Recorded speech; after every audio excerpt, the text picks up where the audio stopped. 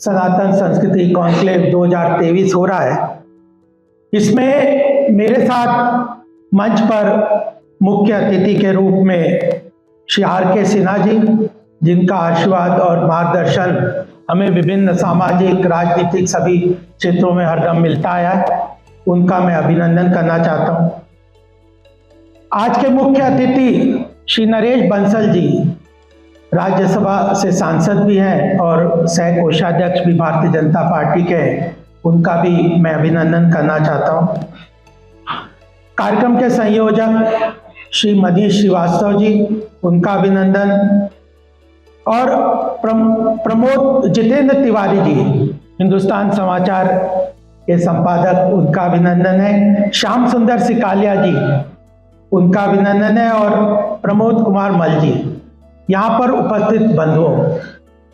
देखिए, कार्यक्रम जब मनीष जी ने मुझसे इस विषय के बारे में बताया, चर्चा की, मुझे बड़ा अच्छा लगा।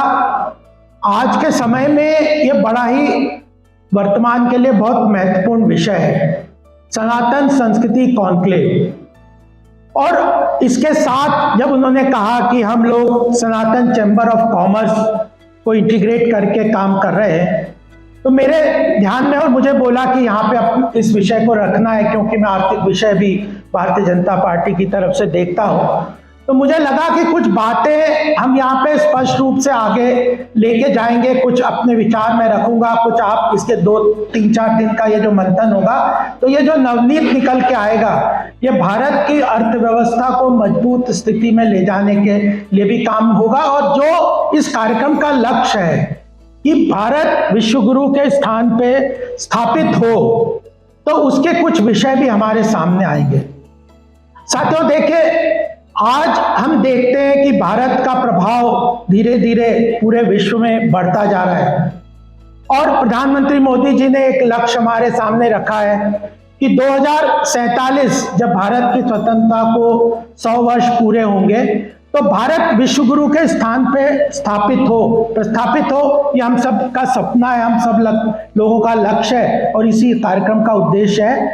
तो मैं एक बात ये कहना चाहता हूँ कि एक समय था, भारत पूर्व में विश्व गुरु के स्थान पे हम स्थापित थे। उस समय भारत की अर्थव्यवस्था बड़ी मजबूत थी। एक समय जब पीछे 1000 साल की गुलामी भारत को आई, उसके पहले लगभग विश्व की 26% ग्लोबल ट्रेड को भारत कंट्रोल करता था। और विश्व के 26% ट्रेड को जब हम कंट्रोल करते थे, तो भारत का प्रभाव सभी क्षेत्र में था, चाहे मैरीटाइम एक्सपोर्ट में, मैरीटाइम ट्रेवल में हो, architecture, art, culture, festival, food, हर क्षेत्र में भारत का बड़ा प्रभाव था। और धीरे धीरे जब गुलामी आई, तो उसके बाद धीरे धीरे हमारे देश में आर्थिक तरीके से ह्रास हुआ हमारी अर्थव्यवस्था का, और हम गुलाम तो हो ही गए, उसके बाद कई क्षेत्रों में हमारा पराभव हुआ। आज मोदी जी ने तब 2014 में ये जो सत्ता संभाली भारतीय जनता पार्टी के केंद्र के रूप में, तो आज हम विश्व में भारत का इतना जरा सम्मान देखते हैं। तो मैं ये मानता हूं कि इस समय स्थिति ये है कि विश्व ये मानता है कि भारत आने वाले 1-2 दशक में विश्व की अर्थव्यवस्था का जो एक्टिविटीज है वो भारत की तरफ बढ़ रही है, भारत की तरफ आ रही है। इसके कारण वो भारत का इतना सम्मान प्रभाव करते हैं। तो जब तक कोई भी देश आर्थिक रूप से मजबूत नहीं होता, आर्थिक रूप से संपन्न नहीं होता, आर्थिक रूप से उसकी विश्व में पहचान नहीं बनती, तब तक उसकी बाकी बातों को स्थान नहीं मिलता। तो यह जो आज का मनीष जी ने और ये जो टीम ने ऑर्गेनाइज करते हुए ये जो कॉन्क्लेव रखा है कि सनातन चैम्बर ऑफ कॉमर्स और सनातन संस्कृति कॉन्क्लेव, इन दोनों का जो मर्जर करने का काम है, तो यह बहुत महत्वपूर्ण है कि हमें यह बात अंडरलाइन करते हुए समझना चाहिए कि भारत का उन्नति और भारत की वैभव, जब तक वैभव पुनः स्थापित नहीं होगा, तब तक भारत की पहचान पूरे विश्व में नहीं होगी। और मैं भारतीय जनता पार्टी की आर्थिक व्यवस्था को भी देखता हूं। भारतीय जनता पार्टी हरदम इस बात को पूरी तरह से इस बात को मान के चलती है कि भारत में अर्थव्यवस्था को जो ड्राइव करते हैं, आर्थिक व्यवस्था को जो चलाते हैं, चाहे मैन्युफैक्चरिंग हो के लोग हों, चाहे इंडस्ट्री के लोग हों, चाहे ट्रेड कॉमर्स के लोग हों, इन लोगों का कि भारत की अर्थव्यवस्था, भारत के विकास में, भारत के मजबूती में बहुत बड़ा योगदान है। इसको भारतीय जनता पार्टी पूरी तरह से मानती है और इसको अंडरलाइन करते हुए भारत की अर्थव्यवस्था में बड़े आमूलचूल परिवर्तन किए हैं मोदी जी ने, और वह उसका परिणाम भी हम देखते हैं कि आज भारत की अर्थव्यवस्था विश्व में कोविड की त्रासदी के बाद भी सबसे तेज गति से बढ़ने वाली अर्थव्यवस्था तो बनी गई है। एक समय था जब 2014 में भारत की अर्थव्यवस्था विश्व के फ्रेजाइल 5 यानी सबसे कमजोर अर्थव्यवस्था में थी। उसके बाद से जिस तरह का बदलाव आया है, जिस तरह से अर्थव्यवस्था कोविड की त्रासदी के बाद भी आगे बढ़ी है, तो आज विश्व की सबसे तेज गति से बढ़ती हुई अर्थव्यवस्था तो भारत बनी गई है। उसके साथ ही विश्व की 5वीं सबसे बड़ी अर्थव्यवस्था भी बन गई है और आने वाले समय में तीसरी विश्व की सबसे बड़ी अर्थव्यवस्था बनने के लिए अग्रसर है। ये महत्वपूर्ण बात है। और यही नहीं बात है, ये पुराना इतिहास तो हम देखते हैं, कई बातें भी करते हैं, लेकिन सबसे बड़ी बात है कि प्रधानमंत्री मोदी जी का विजन जो 2047 में अर्थव्यवस्था को लेके भारत की अर्थव्यवस्था को कहां ले जाना है, वह भी एक महत्वपूर्ण विजन उनके दृष्टि में है। उसमें 2 चीजें मैं अंडरलाइन करके अपनी बात को आगे बढ़ाऊंगा। बहुत लंबा मैं बोलना भी नहीं चाहता। 2 बातें हैं। प्रधानमंत्री जी ने ये कहा है कि अगर भारत की अर्थव्यवस्था को तेज गति से आगे बढ़ना है, भारत की अर्थव्यवस्था को मजबूत होना है, विश्व गुरु के स्थान पे आगे बढ़ना है, तो हमारी मजबूत अर्थव्यवस्था को खड़ा करना है, तो 2 क्षेत्र हैं जो भारत की अर्थव्यवस्था को ड्राइव कर सकते हैं। क्योंकि जब भी किसी क्षेत्र में आप आगे बढ़ते हो तो आपको कुछ ऐसे एरियाज आइडेंटिफाई करने होते हैं जहां पे आपका जो कंटेंट है, जहां पे आपका पोटेंशियल है, वो बहुत मजबूत है, जो आगे आपकी अर्थव्यवस्था को ड्राइव करेगा।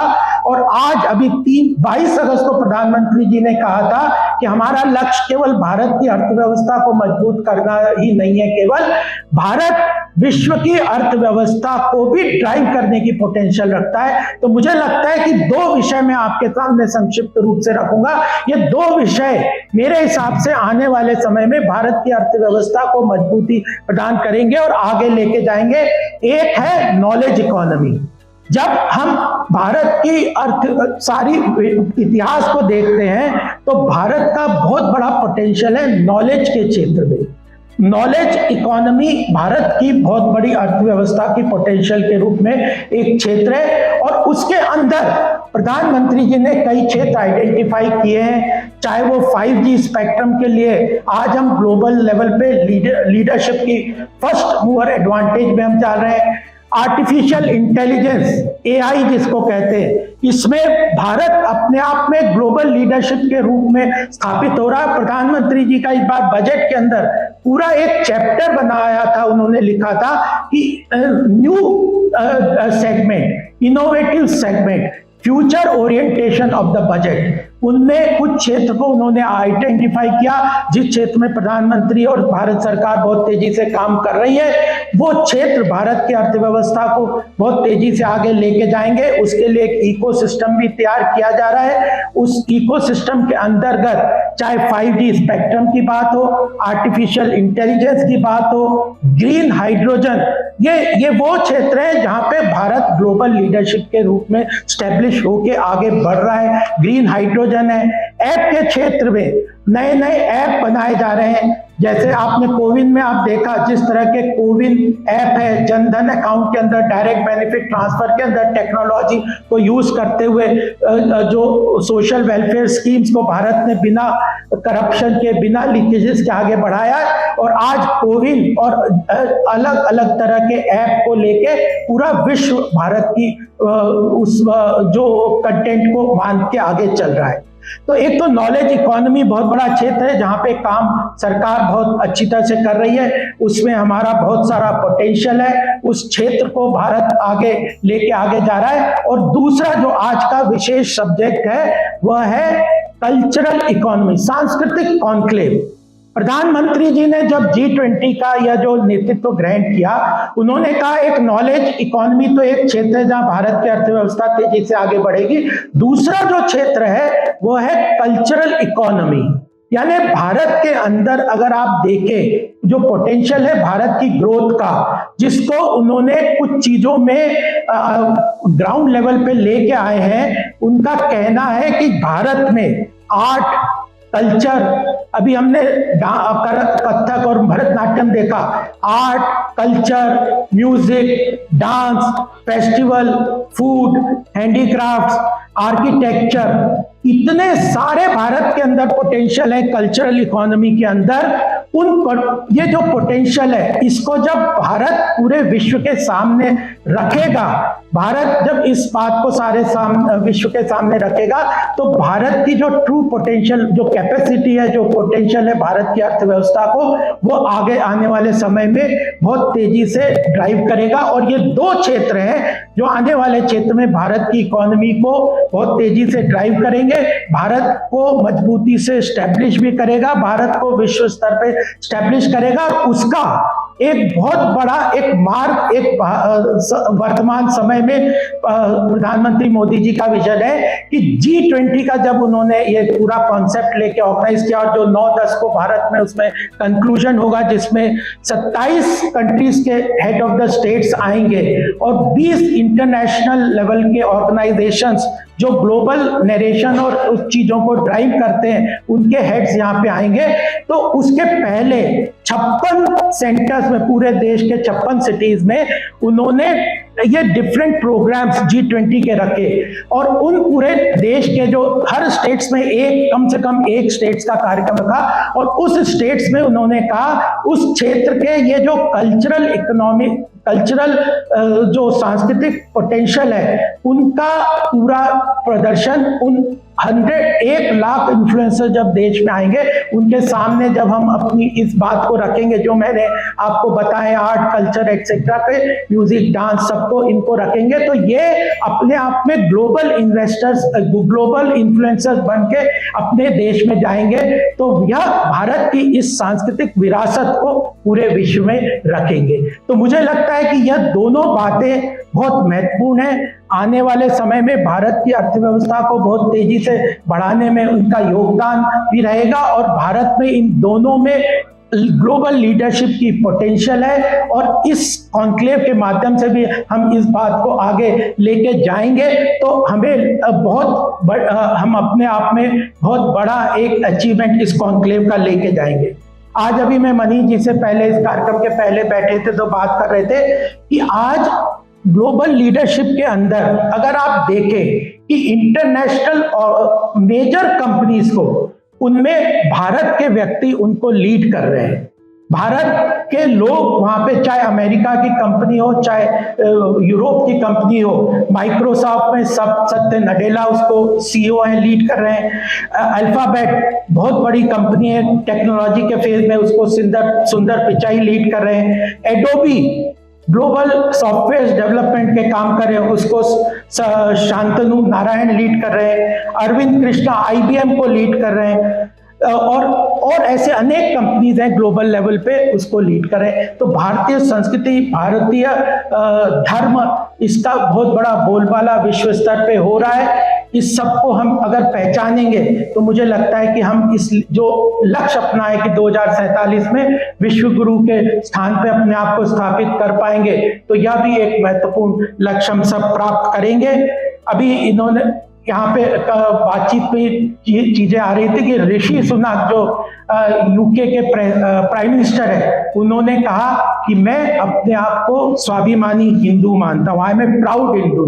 फिर जो रिपब्लिकन के जो प्रेसिडेंट के इस बार जो विवेक रामास्वामी है, वो भी अपनी इस बात को एक्नॉलेज करें। तो ग्लोबल लेवल पे भारत के प्रति बहुत आशा की तरफ से देख रहे हैं। विश्व मानता है कि भारत में वो पोटेंशियल है कि ग्लोबल लीडरशिप को स्टैब्लिश कर दे, चाहे यूक्रेन रशिया का वॉर हो, चाहे अन्य समय में, चाहे क्वाड की लीडरशिप हो, G20 की लीडरशिप हो, ब्रिक्स की लीडरशिप हो, ऐसे इंटरनेशनल प्लेटफॉर्म्स में भी भारत का बहुत बड़ा नाम और आने वाला समय में ये वो होता है।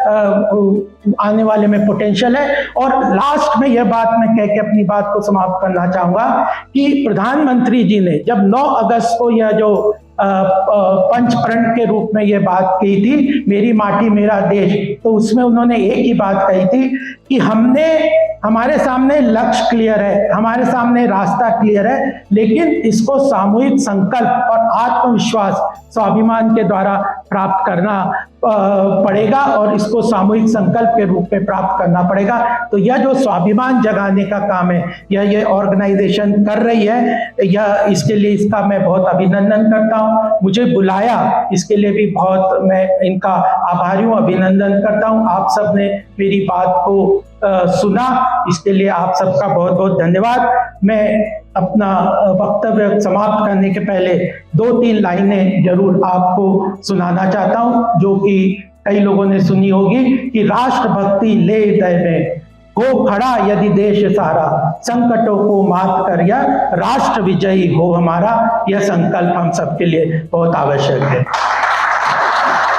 और 1-2 लाइनें और मैं बोलना चाहता हूं। युगों युगों से मानवता का धर्म निभाते आए। कई बार इंटरनेशनल लेवल पे लोग हमें समझाने की प्रयास करते हैं कि आप इस तरह से चलिए, ह्यूमन राइट्स के ऊपर बताते हैं, इस तरह की बातें, ये एक फॉल्स नैरेटिव डेमोक्रेसी के ऊपर आघात करने की बात करते हैं। तो इस बात को हमें अच्छी तरह से स्टैब्लिश करके ध्यान में रखना है। युगों युगों से मानवता का धर्म निभाते आए हैं, विश्व गुरु है अपना भारत, संसार को ये बताने आए हैं हम। धन्यवाद बहुत बहुत।